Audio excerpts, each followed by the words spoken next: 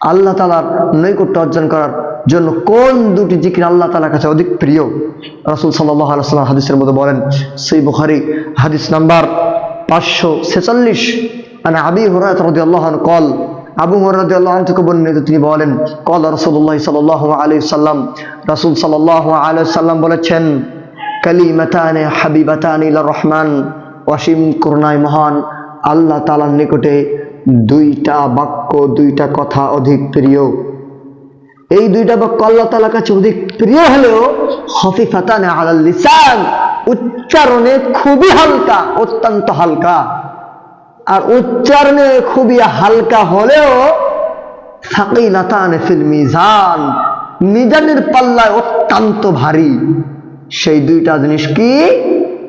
দুইটা কথা, সেটা হচ্ছে সুবহানাল্লাহি ওয়া বিহামদিহি সুবহানাল্লাহিল আযীম।